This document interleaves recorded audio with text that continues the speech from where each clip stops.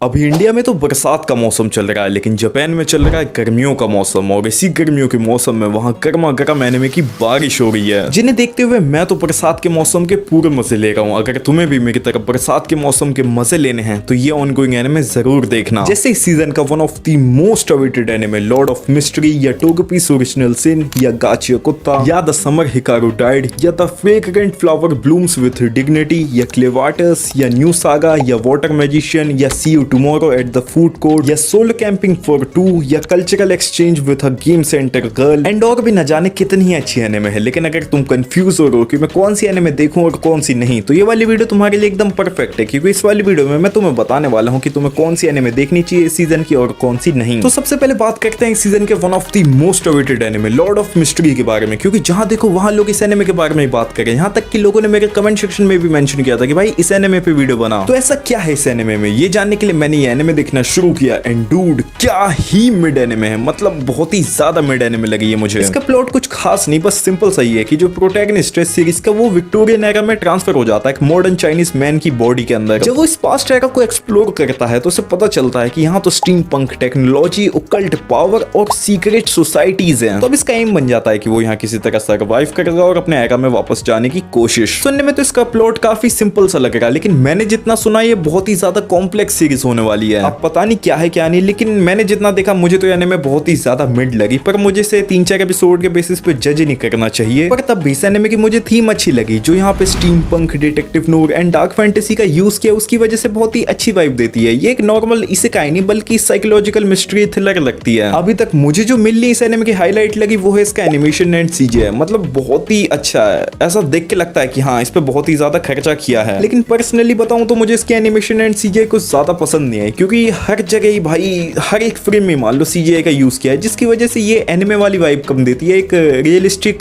Story जैसी ज्यादा लगती है, मतलब यहाँ रियलिस्टिक स्टोरी मतलब एक मूवी की तरह ज्यादा लगती है। ये सीजीआई कम, वीएफएक्स थोड़ा ज्यादा लगता है। देख के लगता तो इन्होंने खर्चा बहुत किया है, लेकिन वो वर्थ इट नहीं लगता मेरे हिसाब से, क्योंकि ये कुछ ज्यादा ही सीजीआई का इस्तेमाल हो जाता है ना, तो मुझे उतनी पसंद नहीं आती। अगर लिमिटेड जगह पे हो और अच्छा यूज किया हो तो अच्छा लगता है। मतलब सीजीआई के फ्रेम अच्छे हैं, लेकिन मुझे पसंद नहीं आया। ऐसे देखने में लगता है कि हाँ मेहनत है, लेकिन मजे नहीं आए। बात करें इस एनिमे के प्लस पॉइंट के बारे में, तो मेरे हिसाब से इसका प्लस पॉइंट भाई एनिमेशन एंड सीजीआई होगा, क्योंकि उसके अलावा तो मुझे इसमें कुछ अच्छा लगा नहीं। खैर मुझे एनिमेशन एंड सीजीआई भी अच्छा नहीं लगा, लेकिन तुम्हें अच्छा लग जाएगा। मतलब मैं यहाँ इसका प्लस पॉइंट वो तुम्हारे हिसाब से बता रहा हूँ, तुम्हें शायद से इसका एनिमेशन एंड सीजीआई पसंद आ जाए। मुझे पर्सनली नहीं आया, मैक्सिमम ऑडियंस को शायद से आ जाए। और इसका दूसरा प्लस पॉइंट हो सकता है लोग, जो कि मुझे तो नहीं पता कि क्या है क्या नहीं, लेकिन मैंने बहुतों के मुंह से सुना, इसलिए मैंने यहाँ पे बता दिया कि ये अच्छा हो सकता है, कि सभी लोग बोल रहे हैं हाँ भाई बहुत अच्छा है इसका लोग। तो मैं तो आशा ही कर सकता हूँ कि अच्छा ही हो, ताकि मुझे एनिमे पसंद आ जाए, क्योंकि अभी तक तो मुझे बिल्कुल भी नहीं पसंद आई है किसी भी, मतलब एक भी ऐसी चीज नहीं जो मुझे अच्छी लगी इसके बारे में। बात करें सीरीज के नेगेटिव्स की, तो मुझे सबसे पहले नेगेटिव लगा स्टोरी टेलिंग, मतलब बहुत ही बेकार है, क्योंकि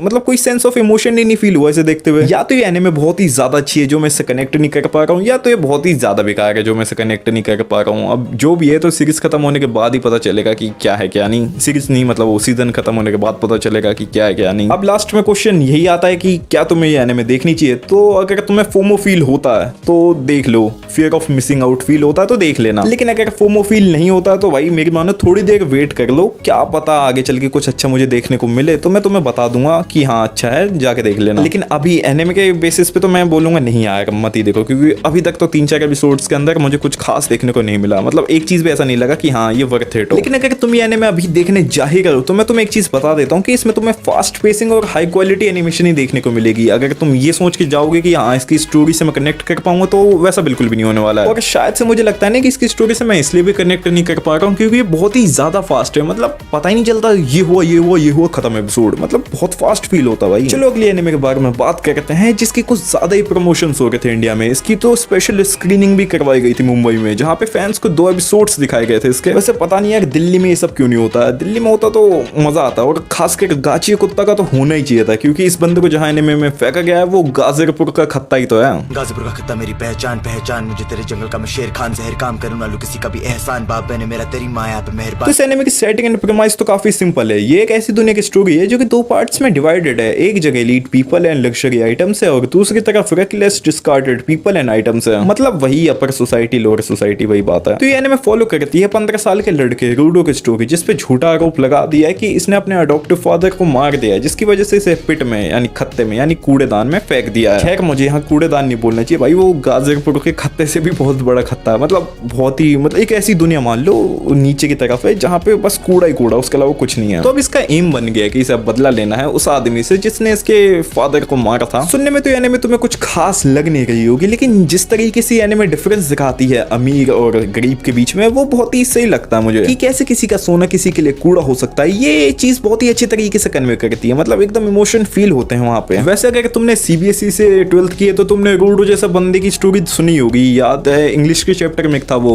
सीलमपुर का लड़का, वो मुकेश या क्या नाम था, जो ऐसी कूड़ा बिनता था, उसी टाइप का ये थोड़ा रूडो। मतलब ऐसे इसके ड्रीम्स तो नहीं दिखाए गए अभी, लेकिन ये भी कूड़ा ही उठाता है और वो भी कूड़ा ही उठाता था, यही सिमिलैरिटी है। जैसे उसमें डिफरेंस दिखाया गया था अमीर के लिए कैसा, गरीब के लिए कैसा, वैसे ही इसमें भी थोड़ा बहुत हमें डिफरेंस देखने को मिल जाता है। और बात करूं इस एनिमे के थीम एंड टोन के बारे में, तो वो बहुत ही बढ़िया लगा मुझे। जो इसके अंदर हमें डार्क फैंटेसी, शोनेन एक्शन और सोशल कमेंट्री का ब्लेंड देखने को मिलता है, वो मुझे बहुत ही बढ़िया लगा और इस एनिमे को बहुत ही ज्यादा बढ़िया बना देता है, इसलिए मुझे बढ़िया लगा। और अभी भले ही एनिमे रिवेंज पे फोकस करी है, लेकिन मुझे जहां तक लगता है इसके अंदर हमें सेल्फ डिस्कवरी और रिडेम्पशन भी बहुत ही अच्छे तरीके से देखने को मिलने वाला है। क्योंकि मोस्ट ऑफ द एनिमे में जिसके अंदर भी रिवेंज देखने को मिलता है, मोस्टली उसके अंदर हमें सेल्फ डिस्कवरी और रिडेम्पशन भी देखने को मिलता है। ये हमने विलेन सागा के केस में देखा ही है। बात करो एनिमेशन एंड सीजीआई की, तो एनिमेशन तो ठीक है, लेकिन सीजीआई काम चला हुआ है, क्योंकि कुछ जगह पे सीजीआई उतना स्मूथ एंड कंसिस्टेंट फील नहीं होता, लेकिन एनिमेशन एकदम अच्छे तरीके से फील होती है। और एक तो पता नहीं क्या हो गया आजकल के एनिमे के अंदर कि सभी को सीजीआई का इस्तेमाल करना है, जिसे देखो वो सीजीआई यूज करने में लगा हुआ है। अगर एनिमेशन अच्छी हो ना तो सीजीआई की नीड नहीं है बिल्कुल भी। हाँ मतलब सीजीआई का यूज हो जाता तो ठीक लगती है एनिमे, लेकिन अगर नहीं है तो भी कोई दिक्कत नहीं है। ऐसा नहीं कि सीजीआई का तुम्हें यूज करना ही पड़ेगा, सीजीआई तभी यूज करो जब वो एनिमेशन में एकदम ब्लेंड हो जाए अच्छे तरीके से, कि लोगों को उतना पता ना चले कि हाँ ये सीजीआई है। लोगों का बस व्यूइंग एक्सपीरियंस बढ़ना चाहिए, ये नहीं कि सीजीआई डाल के तुमने थोड़ा वो कर दिया, मजाक खराब कर दिया, क्योंकि ऑफ फील होता है ना। एक तरफ एनिमेशन यहाँ स्मूथ चल रही है और वहां से सीजीआई बहुत ही उबड़ खाबड़ सा, तो रफ फील होता बहुत ही। मेरे हिसाब से सीजीआई के सबसे बढ़िया तरीके से इस्तेमाल ब्लीच करता है, और उसके अलावा देखा जाए तो डीमन स्लेयर भी अब ठीक करने लग गया। सीजन 3 में तो बेकार था, लेकिन जो सीजन 4 के एंड में देखने को मिलता है वो बहुत ही बढ़िया था। वो जो फायर वाला सीन था एकदम बढ़िया, बहुत ही बढ़िया। बात करूं पेसिंग की, तो ये थोड़ी फास्ट फील हुई मुझे, लेकिन इतनी भी फास्ट नहीं है कि स्टोरी में कोई दिक्कत दे। वैसे मुझे अब फास्ट पेसिंग को लेकर कंप्लेन नहीं करनी चाहिए, क्योंकि अब जितने भी न्यू जेन एनिमे आ रहे सबके अंदर बहुत ही ज्यादा फास्ट पेसिंग है, इसलिए तो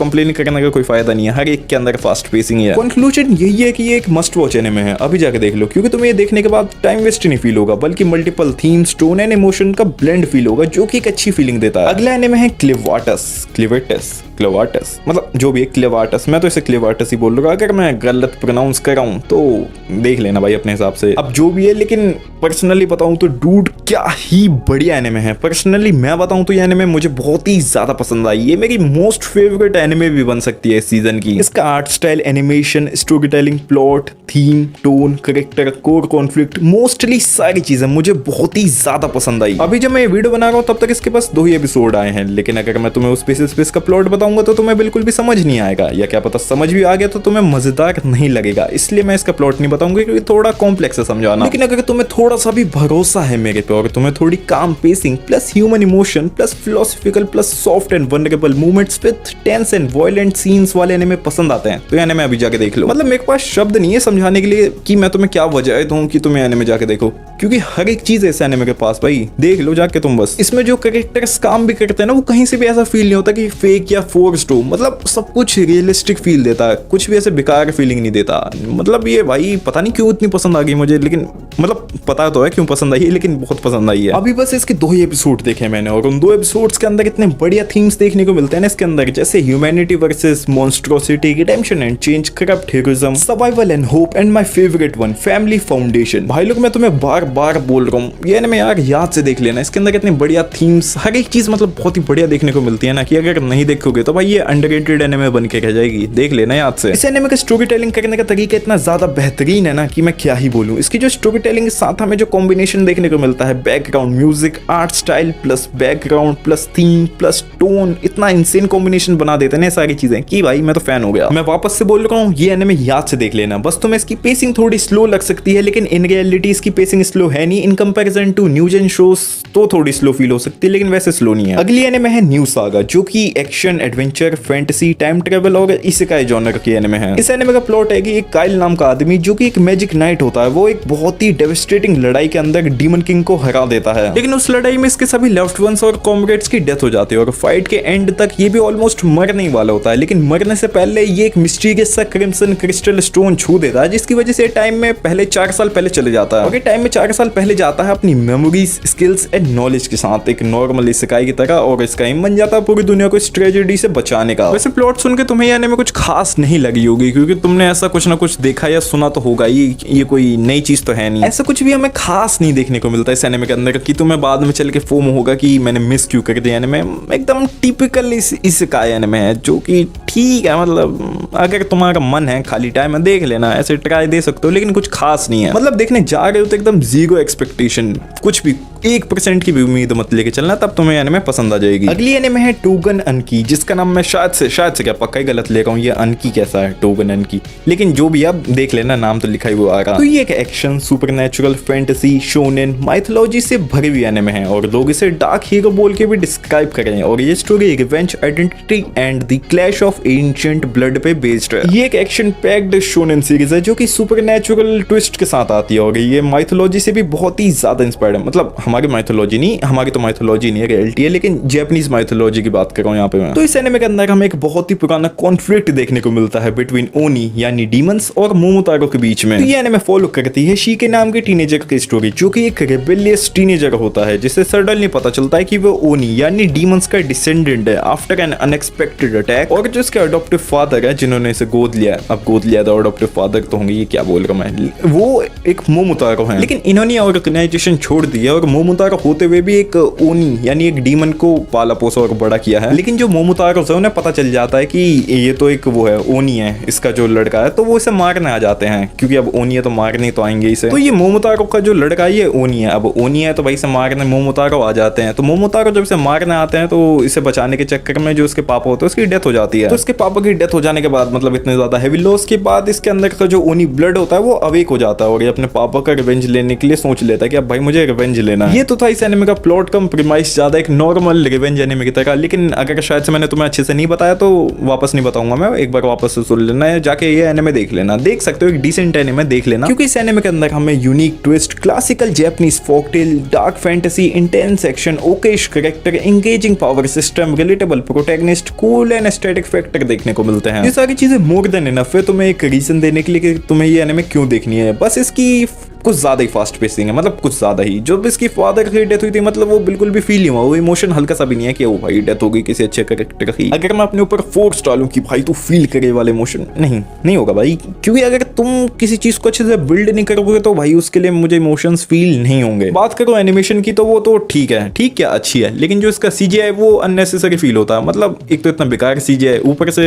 जब इतना बेकार है तो यूज ही क्यों करो भाई। सबसे पहली बात, जब है ही नहीं अच्छा तो मत करो। तुम खुद देखना, जब तुम ये सीरीज देखोगे ना, तो जहां पे अगर तुम्हें पता चल रहा है कि क्या सीजीआई होता है तो वहां पे तुम ध्यान से देखना, इतना ज्यादा रफ फील होता है ना, मतलब बहुत ही मूड ऑफ हो जाता है भाई देख के। बाकी तुम इस एनिमे को ट्राई दे सकते हो, क्योंकि सही एनिमे ठीक है, काम चलो है, बस फास्ट पेसिंग है जिसकी वजह से तुम्हें इमोशंस फील नहीं होंगे, लेकिन देख लेना अगर मन होगा तो तुम्हारा। बाकी मैं तो नहीं बोलूंगा मत देखना, मैं तो मना ही करूंगा, लेकिन अगर मन है तो देख लेना। मैंने इतने सारे एनिमे देख लिए सीजन के, लेकिन बस एक में थोड़े बहुत इमोशंस फील हुए, बाकी तो किसी में इमोशंस फील ही नहीं हुए। इस वजह से फिर मैंने देखा था fragrant flower blooms with dignity, और अच्छा हुआ भाई मैंने एनिमे देखा। मैंने जो एक्सपेक्ट किया था वो मुझे देखने को मिला, मुझे अलग अलग इमोशंस फील हुए, और इसलिए मुझे बहुत मजा आया देखने में। और तुम ये तो देखो, इसका नाम कितना खूबसूरत सा है, एक ऐसा फूल जो कि खूबसूरत तो है ही, पर साथ ही वो नोबल और ग्रेसफुल प्रेजेंस कंटेन करता है, और ये चीज हमें इस एनिमे के अंदर भी देखने को मिलती है। ये शो बहुत ही ज्यादा खूबसूरत है, जो इसके अंदर हमें हार्ट वार्मिंग कनेक्शन देखने को मिलता है इन दोनों टीम्स के बीच में, वो बहुत ही सही लगता है, मतलब दिल खुश हो जाता है देख के भाई। स्टार्टिंग में तो स्टोरी एम्फेसिस करती है और हमें सिखाती है कि हमें किसी को भी प्री जज नहीं करना चाहिए, क्योंकि इस चीज की वजह से मिसअंडरस्टैंडिंग होती है, और अपीयरेंस से ज्यादा हमें काइंडनेस पे ध्यान देना चाहिए। और ये सारी चीजें बिल्कुल सच है, मतलब कुछ गलत तो नहीं बताया इस एनिमे ने, एकदम सारी अच्छी चीजें ही बताई हैं। अगर इसका प्लॉट एकदम शॉर्ट में बताना हो तो कुछ नहीं है, एक आईसीएससी की लड़की और सीबीएसई के लड़के को कनेक्शन फील होने लगता है एक दूसरे के साथ, कनेक्शन और आगे भी इमोशंस फील होंगे इनके बीच में, लव होगा, वो सारी चीज आगे की है, लेकिन अभी तो इनके बीच में थोड़ा बहुत हमें कनेक्शन देखने को मिलता है। मतलब ऐसा मान लो कि मेन कैरेक्टर को एक्सेप्टेंस नहीं मिली तो इसने उसे एक्सेप्टेंस दी, जिसकी वजह से वो इसकी तरफ झुकाव हो जाएगा, मतलब उसका थोड़ा बहुत झुकाव हो ही जाएगा। अब जिसे कोई एक्सेप्ट नहीं करे तो उसे कोई एक्सेप्ट कर ले तो ऑब्वियसली भाई अटैचमेंट तो हो ही जानी है। अभी तक मैंने जितना इस एनिमे को ऑब्जर्व किया उससे मुझे यही पता चला कि ये एक soft character focused romance anime है जो कि इमोशनल सिंसियरिटी पे फोकस करेगी, ना कि ड्रामेटिक कॉन्फ्लिक्ट पे। और इस चीज की वजह से ये स्लाइस ऑफ लाइफ एनिमे वाली भी फील दिखे और इसका realistic youth experiences and everyday sweetness पे बेस्ड होने की वजह से ये growth, empathy and overcoming social stigmas पे भी फोकस करेगी बहुत ही अच्छे तरीके से। वैसे देखा जाए तो ये तीनों चीजें हमें देखने को मिली गई है। एम्पैथी तो देखने को मिली गई थी स्टार्टिंग में कि कैसे वो फीमेल कैरेक्टर ने मेल के लिए एम्पैथी शो की। उसके अलावा हमें ग्रोथ देखने को मिलेगी मेल कैरेक्टर के अंदर की कैसे उसे पता चला कि सभी लोग लुक्स के बेसिस पे जज नहीं करते हैं, कुछ लोग करते हैं हाँ, लेकिन सब नहीं करते हैं। और सोशल स्टिग्मा वाला भी धीरे धीरे खत्म हो ही रहा है कि कैसे वो लड़की जज नहीं करते उसे कि हाँ तू छोटे स्कूल में पढ़ता है, बेकार से स्कूल में पढ़ता है, उसे मतलब नहीं है सोशली चीजों से, उसे मतलब है कि रियलिस्टिक आदमी कैसा है। वैसे यहाँ पे रियलिस्टिक वर्ड सही फिट होगा भी या नहीं, अब जो भी है समझ जाना मैं क्या कहना चाहता हूँ, फीलिंग समझो यार तुम। ये जो चीजें देखने को मिलती है ना इस शो के अंदर, जिसकी वजह से ये एक beautiful animated plus emotionally grounded show बनता है जो कि एकदम परफेक्ट होगा उनके लिए, जो कि एक heart warming plus gentle experience चाहते हैं, जिन्हें बस एकदम शांति चाहिए, ना कोई ड्रामा व्रामा बेफालतू, बस एकदम सिंपल एनिमे देखनी है उनके लिए, एकदम परफेक्ट एनिमे। और सच बताऊं जो भी तुम में से इस टाइप के एनिमे देखना पसंद नहीं करते हैं तो प्लीज देखना, जो भी मतलब मेनली शोनेन देखता हूं उन्हें तो मैं खास कर बोलूंगा देखो यार थोड़ा अलग ट्राई करो ताकि तुम्हें मजा आए। पर्सनली मैं बताऊं तो मैं बिल्कुल भी पहले रोम को एनिमे नहीं देखता था, या मूवीज की भी बात कर लो तो मैं नहीं देखता था, क्योंकि मुझे बहुत ही ज्यादा जलन फील होती थी, क्योंकि मैं क्यों नहीं उसकी जगह, मैं होना चाहिए, मतलब मुझे होना चाहिए था ना इस जगह पे, ये क्यों है। लेकिन फिर मैंने अपनी इस आदत को बदला और दूसरों की खुशी में अपनी खुशी देखना शुरू किया, जिसकी वजह से मैं ये सारे शोज को अब एंजॉय कर पा रहा हूँ। और तुम भी इस चीज को अपना लो और एंजॉय करो, क्योंकि बहुत मजा आता है भाई कभी कभी ये शोज देखने में तो बहुत ज्यादा। अब तुम ये बोल लो कि मेरे अंदर की ये फेमिनिन साइड बोल रही है या कोई भी बोल रही है या मैं थोड़ा फीमेल जैसा बनता जा रहा हूँ तो बोल लो भाई, लेकिन मुझे तो पसंद आ गया ये वाले शोज, मजा आएगा देखने में। और जब मेरे जैसे इंसान को ऐसे शोज पसंद आ सकते हैं तो भाई तुम भी देखना, तुम्हें भी पक्का पसंद आएंगे, गारंटेड है, देख लेना तुम्हें पसंद आएंगे। अगली जो एनिमे है वो थोड़ी हटके है, मतलब थोड़ी नहीं कुछ ज्यादा ही हटके है, क्योंकि इसके अंदर हमें गे कपल्स देखने को मिलते हैं। अभी मैं कंफर्म होकर तो नहीं बोल सकता कि ये गे कपल्स है, लेकिन बिहेव तो वैसे ही करते हैं कि ये गे कपल हो। अब देखो दोस्तों के साथ तो थोड़ा बहुत गेश हर कोई बिहेव करता है, लेकिन ये थोड़ा ज्यादा नहीं कर रहा है, मतलब ठीक है फनी एलिमेंट तो ऐड करा है लेकिन ज्यादा करा भाई। पर्सनली मैं बताऊं तो मुझे LGBTQ वालों में से GBTQ वालों से तो बहुत ज्यादा दिक्कत होती है, मतलब बहुत ही ज्यादा, लेकिन लेस्बियन से मुझे बिल्कुल भी दिक्कत नहीं है। लेस्बियन तो भाई अपने मतलब अपनापन लगता है इन्हें देख के। तो अगर एक ऐसा रूम है जो कि फुल ऑफ लेस्बियंस है तो मुझे उसके अंदर डाल सकते हो और मैं उसके अंदर आराम से रह सकता हूँ, मुझे कोई दिक्कत नहीं है इन सबसे। लेकिन जहां बात ये GBTQ+ वालों से आ जाती है ना भाई, बहुत दिक्कत हो जाती है। एक स्टोरी टाइम है कि मुझे एक पेनसेक्सुअल आदमी मिला, नहीं बाद में बताऊंगा कभी, अभी ज्यादा मुंह खोल रहा हूँ मैं अपनी कहानियों को करता हूँ साइड में और शो की बात करता हूँ। तो मुझे शो बहुत ही ज्यादा मजेदार लगा, मतलब ऐसी फील दे रहा था ना कि अंदर से आ रहा था अब आगे क्या होगा, अब आगे क्या होगा, ये देखने का मजा आ रहा था। मैंने तो इस टाइप का शो पहली बार देखा, जिसकी वजह से भाई मुझे तो बहुत मजा है देखने में। और इसके अंदर हमें जैपनीज माइथोलॉजी का भी यूज आगे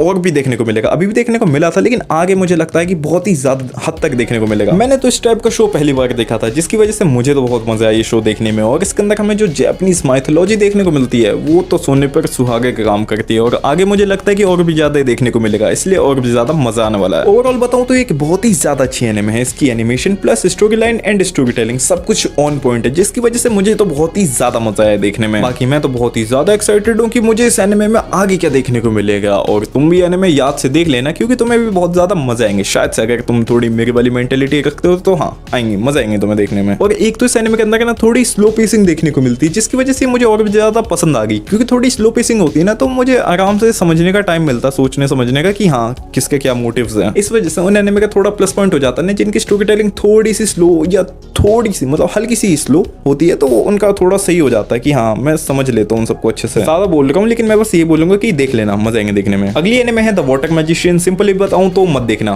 मत ही देखना, बेफालतू का टाइम वेस्ट है। हाँ खाली बैठे हुए मन है देखने का तो देख लेना, लेकिन ऐसा कुछ खास नहीं है कि तुम्हें देखना ही पड़ेगा, टिपिकली सिखा है, मतलब ठीक है देख लेना, मत ही देखना। अगला जो एनिमे मैं तुम्हें बताने वाला हूँ वो इस सीजन का ही नहीं बल्कि इस पूरे साल का one of the best anime है, टोगेपीस ओरिजिनल सिन। मतलब क्या ही एनिमे, बहुत ही बढ़िया भाई। मैं तो पहली बार ऐसी कोई एनिमे देख रहा था जिसके स्टूडियो वाले मना कर रहा हूँ कि भाई अपने रिस्क पे देखना है, मत ही देखना, वो तो ही सही रहेगा। इस वजह से भाई मैं तो बहुत ही ज्यादा एक्साइटेड हो गया था कि ऐसा क्या है इस एनिमे के अंदर कि बैन कर भाई स्टूडियो वाले 2 बार वार्निंग दे गए कि भाई अपने रिस्क पे देखना। और मैं ये एनिमे देखने के बाद यही बोलूंगा कि स्टूडियो वाले बिल्कुल सही थे, उन्होंने अच्छा हुआ भाई 2 वार्निंग दिए कि अपने उस पे देखना। पर्सनली मैं बताऊं तो मैं एक ऐसे हाउस होल्ड से बिलोंग करता हूं जहां पे मेंटल हेल्थ को उतना कोई सीरियसली नहीं लेता, उतना क्या मतलब ये चीज तो क्या है, कुछ नहीं है, दिमाग का वो है, सो के उठ जा, सही हो जाएगा सब कुछ। तो इसलिए भाई मैं तो इसे उतना डिस्टर्बिंग नहीं मान सकता हूँ, लेकिन एट द सेम टाइम मैं इसे डिस्टर्बिंग भी मानता हूँ, क्योंकि एक छोटे से बच्चे को इतना सफर करना पड़ रहा है, ये चीज तो बहुत ही बेकार लगती है देखने में मुझे। मैं कभी कभी सोचता हूँ ना कि अगर मैं कभी पीएम वीएम बना तो भाई मैं तो ये ऐसा रूल बनाऊंगा कि मतलब किसी भी पेरेंट्स को अगर अपने ऑफ स्प्रिंग बनाने अपने बच्चे करना है तो 3 रूल होने चाहिए, मतलब 3 क्राइटेरिया होने चाहिए, वो फुलफिल होंगे तभी भाई ये बच्चा कर सकते हैं। और वो 3 है कि भाई साइकोलॉजिकली या मेंटली बोल लो, फाइनेंशियली और इमोशनली भाई इन्हें स्टेबल होना चाहिए कि हाँ तुम्हारा दिमाग और पैसा है तुम पे तभी भाई करो, वरना नहीं, वरना तो मतलब बेवकूफ़ी हो कि तुम करो। ये बात तुम में से कुछ को बेकार लग सकती है, लेकिन मैं इसलिए बोल रहा हूँ ना कि एक फाइनेंशियल और इमोशनल सिक्योरिटी होती है ना बच्चे के पास, तो भाई सही रहता है, उसका बचपन एकदम अच्छे तरीके से बीतता है। वरना देख लो यार इसमें क्या होगा इस बच्चे के साथ, मतलब इसे हर एक चीज के लिए सफर करना पड़ेगा। हाँ फाइनेंशियली हमें उतना सफर दिखाया नहीं गया, लेकिन हमें पता है ना कि ये कैसे रहती है कैसे नहीं। तो मैं बस ये बता रहा हूँ, नॉर्मली भी मैं बता रहा हूँ, अपने आसपास ही देख लो ना तुम, जब तुम थोड़े ऐसे बच्चे देखते हो जो पूरे फैमिली से बिलोंग करते हैं तो मैं थोड़ा सा तो बुरा लगता होगा जो रोड के आसपास में रहते हैं कि हाँ भाई इनकी क्या गलती, भाई ये क्यों ऐसे जीवन जी करता हूँ। इनके लिए मैं बोलता हूँ कि भाई ये बेफालतू के बच्चे पैदा करके यहाँ वहाँ फेंक देंगे, उसके बाद इनके साथ बच्चों के साथ बुरा होता है जिनकी कुछ गलती भी नहीं है। तो ये चीज़ बेकार लगती है मुझे, इसलिए मैं चाहता हूँ कि एक ऐसा रूल हो ना कि भाई पेरेंट्स तभी कर पाएंगे जब वो ये 3-4 चीज़ें भाई फुलफिल कर पाएंगे, तभी उनका बच्चा होगा, वरना नहीं। तो ही सही है भाई, वरना तो बेकार चीज़ें हैं। बाकी बात करूँ इस एनिमे के बारे में तो इसके अंदर जो हमें आर्टिस्टिक दिमाग देखने को मिलता है वो बहुत ही सही लगा मुझे, क्योंकि जो इसके अंदर ब्राइट एंड बबली विजुअल्स हैं उसका बहुत ही अच्छा कॉन्ट्रास्ट देखने को मिलता है हमें बुलिंग, अब्यूज एंड सुसाइड के साथ। इसमें जो ट्रॉमा एंड इमोशनल आइसोलेशन दिखाया है वो बहुत ही ज्यादा रियलिस्टिक फील होता है, मतलब कोई भी कैरेक्टर के एक्शंस ऐसा नहीं फील होता ना कि बहुत ही ज्यादा फोर्स्ड हो, जानबूझ के करा, एकदम रियल लगता है। कोई असलियत का इंसान भी होता तो वो भी ऐसे ही करता। इसके अंदर बहुत सारे सीन्स है, जैसे वो कुत्ते वाला सीन हो गया, उसको उसे बुली करना, मतलब तुम्हें मैं यहाँ पे स्पॉइलर नहीं दूंगा, बस मैं तुम्हें बता रहा हूँ कि ऐसे हर एक सीन ऐसा है ना कि कोई सा भी ऐसे फोर्स्ड फील नहीं होगा, सब रियलिस्टिक फील देंगे तुम्हें। और इसके अंदर जो ड्रामा दिखाया विद फिलोसॉफिकल डेप्थ की कैसे क्या होता है किसी की मदद करना और उसके हेल्पलेस ट्रॉमा को फेस करना, वो बहुत ही अच्छा लगता है मुझे, मतलब बहुत ही अच्छा। मैं सच बताऊं तो मैं आगे नहीं बोलना चाहता, क्योंकि मैं बोलूंगा तो शायद से मेरे मुंह से कोई स्पॉइलर ना निकल जाए, इसलिए मैं बस यही बोलूंगा कि तुम जाके एनिमे अभी देख लो, अभी देख लो, क्योंकि पीक है भाई, पीक देख लेना, याद से अभी जाके देखना। मैं तुम्हें इसलिए भी फोकस कर रहा हूँ ये एनिमे देखने के लिए क्योंकि तुम देख लोगे तो मैं इस पे एक वीडियो बनाऊंगा और वो वीडियो में मैं स्पॉइलर्स के साथ डिस्कस करूंगा इस एनिमे को, ताकि मैं अपने व्यूज एकदम अच्छे तरीके से बता सकूं और तुम सुन के मुझे अपने थॉट्स भी बता सको। तो इस पूरी वीडियो का कंक्लूजन यही है कि Takopi's original sin Gachiakuta Clevatess the fragrant flower blossom with dignity the summer Hikaru died, ये तो जरूर देखना, ये तो मस्ट वॉच है, जाके याद से देखना। बाकी इस एनिमे सीजन के अंदर बहुत सारे एनिमे हैं, लेकिन ये मुझे अभी तक अच्छे लगे हैं, जो मुझे अच्छे लगे मैंने तुम्हें बता दिए हैं, मतलब कंक्लूजन के एंड में जो बताएं वो, और बाकी जो इस वीडियो में बताएं वो मैंने एनिमे देखे हैं। बाकी अगर कोई और अच्छा एनिमे मुझे मिलता है तो मैं उस पर वीडियो बना के तुम्हें बता दूंगा, और तुम्हें कोई अच्छा एनिमे पता है तो तुम मुझे बता देना।